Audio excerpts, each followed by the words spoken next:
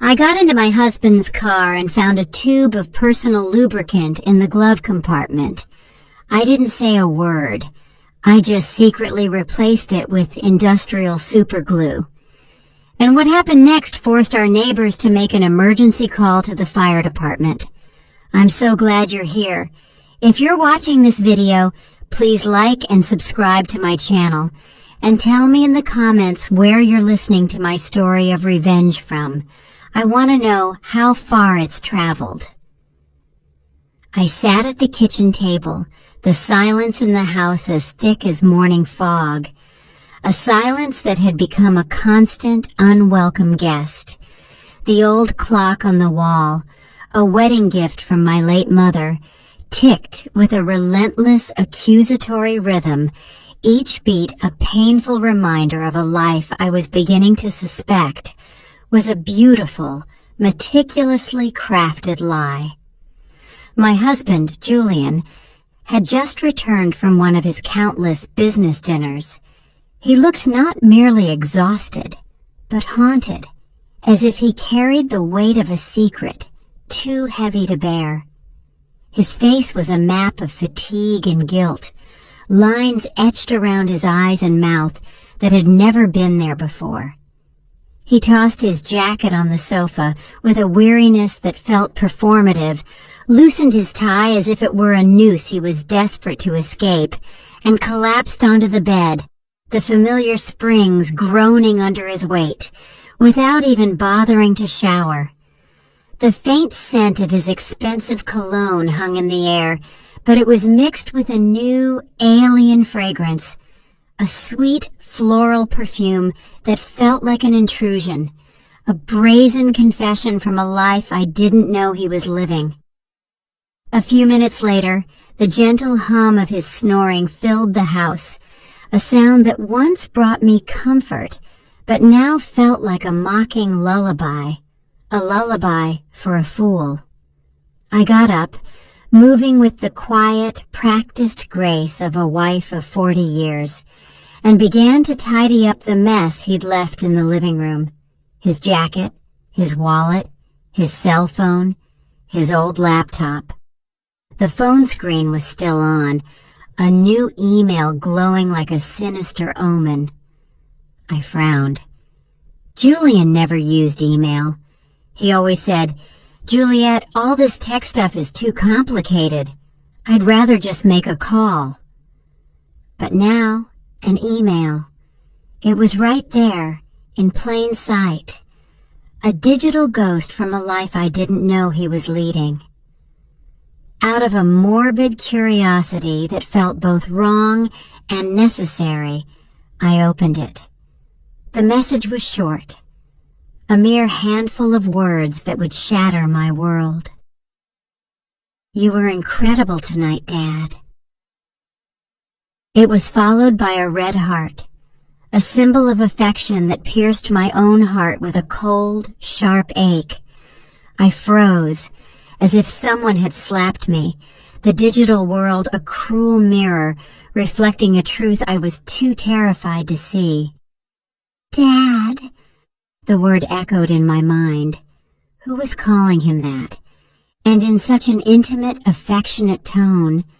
I swiped down, my thumb trembling, looking for more clues, but there was nothing. Just a strange email address, a jumble of meaningless characters that offered no answers, only more questions. A shiver ran through me, not from cold, but from a profound, bone-deep fear. It felt like a cold wind coming in through a crack in the door of my life, revealing a secret chamber I never knew existed. I glanced at the bedroom and saw Julian turn over with a sputtering snore, his face still and peaceful, a stark and infuriating contrast to the storm raging inside me. My heart pounded like a thief's, a frantic, guilty beat. I quickly put the phone back, my hands shaking so much I almost dropped it. I continued cleaning up, my movements now mechanical, robotic. I gathered his dirty clothes to take to the laundry. As I checked his pant pockets, I felt a folded piece of paper, crisp and new. It was a receipt from a fancy steakhouse in San Antonio, dated that very night. I frowned. San Antonio? He had told me he was meeting his partners in Dallas. A tiny, bitter laugh escaped my lips. Julian hated driving to Dallas. San Antonio, on the other hand, was where his mother had lived before she passed away. He had fond memories there, a fact he had often reminded me of. But who had he had dinner with in San Antonio while lying to me about being in Dallas? The receipt showed a party of 2, a bottle of expensive Cabernet Sauvignon, a wine he had bought me for our 10th anniversary, a wine I had never forgotten, and main courses of filet and pasta. I tried to remember the last time Julian took me to a place like that. Maybe 10 years ago, when I opened my first bakery. It was a memory etched in my mind. The flickering candlelight, his proud smile, the way he toasted my success. Now, that memory was a lie, a faded photograph in a scrapbook of deceit. I took out my own phone, and with a silent, determined resolve, snapped a picture of the receipt and the email.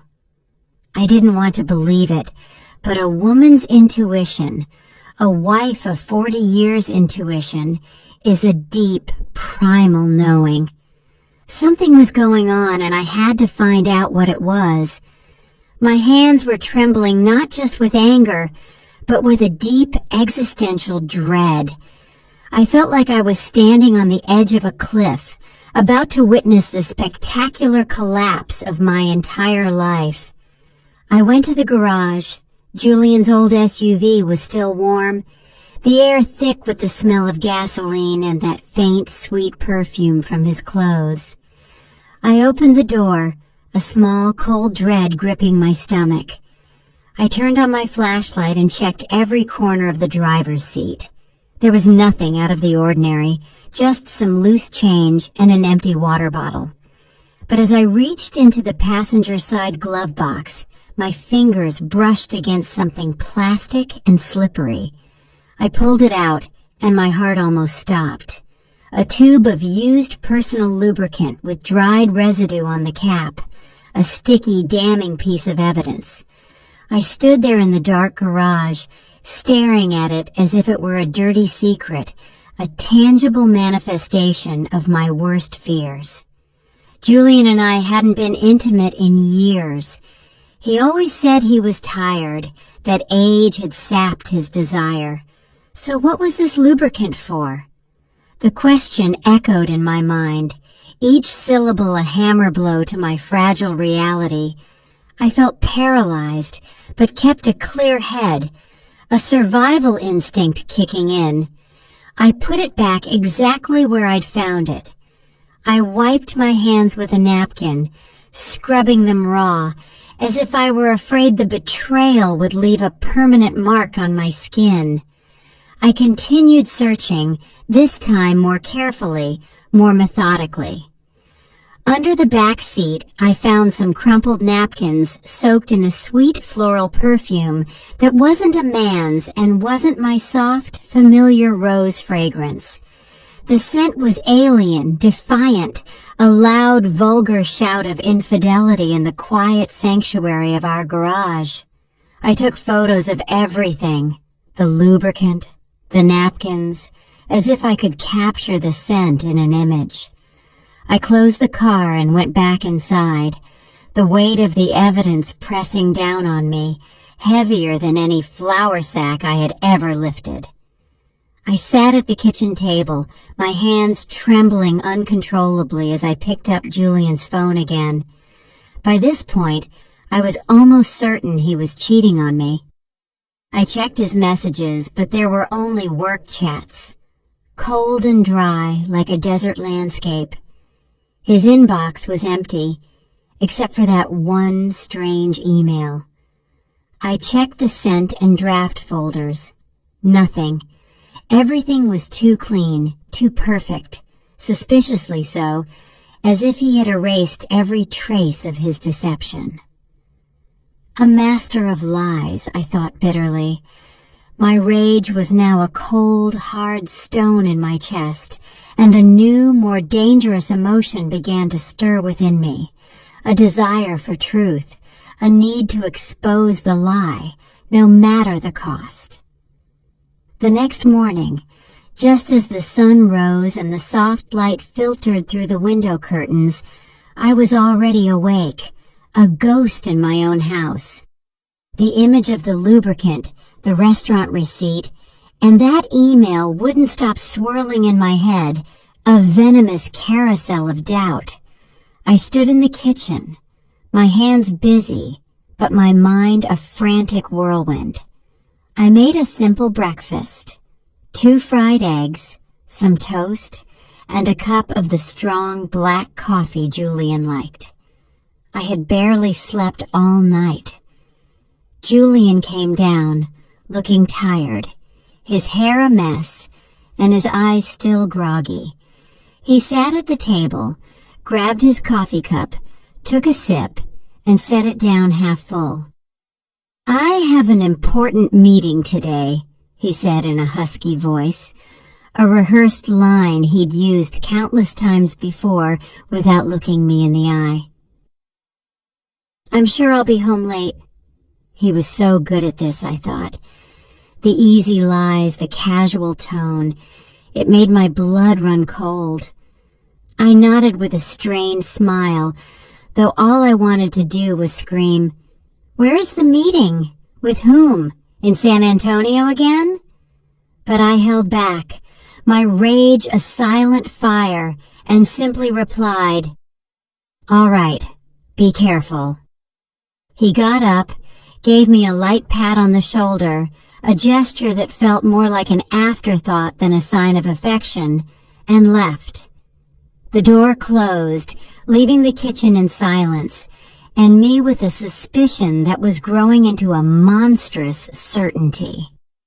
I cleared the table and washed the dishes one by one, the rhythm of the task a small anchor in the storm of my emotions. I couldn't just sit there inventing theories. I needed the truth, hard evidence. I picked up my phone and looked for the number for Mrs. Miller, a friend from years ago who had helped me so much when I first opened the bakery. She had once told me about a good private investigator who specialized in infidelity cases. "Juliet, if you ever need it, I can give you Thomas's number," she had said. "He's very discreet and reliable." I never thought I would need to call him, but now I had no other choice. I dialed her number, my voice trembling, each ring a drumbeat of my mounting anxiety. "Hello, Mrs. Miller? Can you help me get in touch with Thomas? I need him." She was silent for a few seconds, a pause that spoke volumes before answering. "Juliet, what's going on? Did Julian do something?" I sighed, not wanting to get into the details over the phone, my pride bruised and raw. "I just need to know the truth. Can you help me?" Mrs. Miller, a woman of few words but profound intuition, agreed immediately, and just an hour later, I received a message from Thomas, asking me to meet him at noon at a small cafe downtown. "Mrs. Roberts, please don't worry. I will help you," he wrote. The message was short, but it was enough to give me a little relief, a lifeline in a sea of deceit. At noon I went to the cafe, a tiny place with worn wooden tables and the aroma of roasted coffee filling the air, a scent that usually comforted me, but now felt strangely foreign. I chose a secluded corner where no one would notice me, a shadow in a room full of light. Thomas walked in, a middle-aged man, short and stocky, with a simple light blue shirt and philosophical eyes that seemed to read everything, to see through the surface of things. I handed him a flash drive with the photos I had taken the night before. The strange email, the restaurant receipt, the lubricant tube, and some napkins. "This is all I have," I said, my voice shaky. "I'm not sure, but I think my husband is cheating on me." The words tasted like ash. Thomas nodded, reviewing each image on his phone, his face impassive, a professional facade hiding whatever thoughts he had. He carefully made notes in a small notebook. "Mrs. Roberts, I understand. I'll start following Mr. Roberts this afternoon. Don't worry, I'll let you know as soon as possible."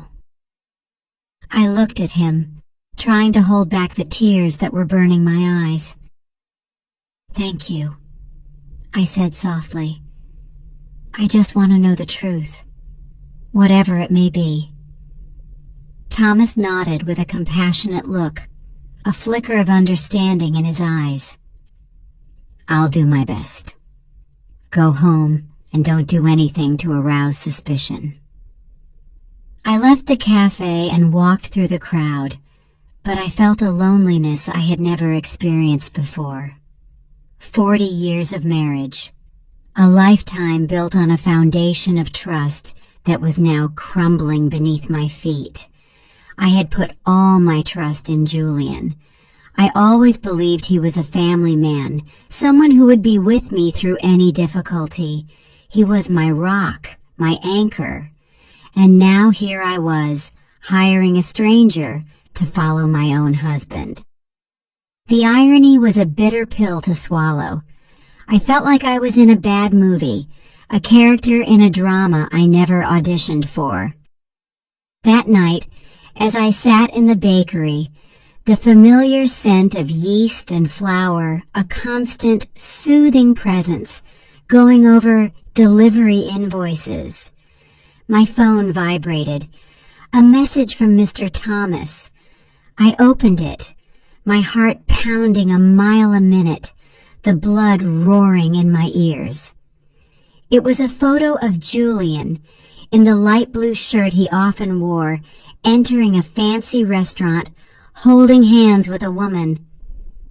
I zoomed in on the image, and my heart stopped. It was Allison, my daughter-in-law. She was wearing a tight black dress with heavy makeup, intense red lipstick, and her hair down. They didn't look like father-in-law and daughter-in-law, but like a couple on a date, their bodies turned toward each other, a shared secret between them. I sank into my chair, my hand trembling as I held the phone. Allison, how was this possible? At family gatherings, she and Julian always acted distant, barely speaking to each other. I now realized it was a masterful act, a performance for my benefit. Mr. Thomas sent more photos. In one, they were sitting in a secluded corner, the table decorated with candles and flowers. Allison was leaning toward him, smiling, and Julian was toasting her glass with an oddly tender gaze. I saw the photo and felt a crushing pain in my chest. In 40 years, I had never seen him look at me like that, not even when we were young, when I was that girl from San Diego with long hair and a radiant smile. He looked at me that way. A look of genuine adoration, of a love I thought was mine. Now it was hers. In the middle of the night, a video arrived from Mr. Thomas. The clock on the wall read 2:00 a.m. I put on my headphones, a desperate attempt to keep the secret contained, and pressed play. My hands so shaky I almost dropped the phone. In the video, Allison leaned close to Julian's ear, whispering something that made him laugh loudly, a sound that was a stranger to me.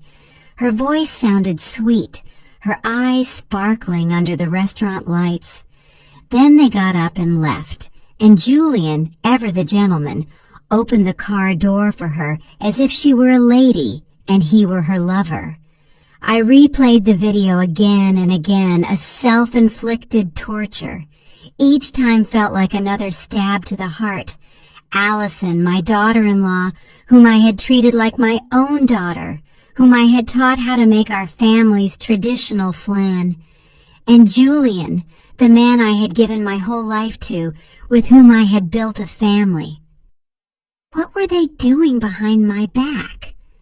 Behind Daniel's back? The questions were a tidal wave, threatening to drown me.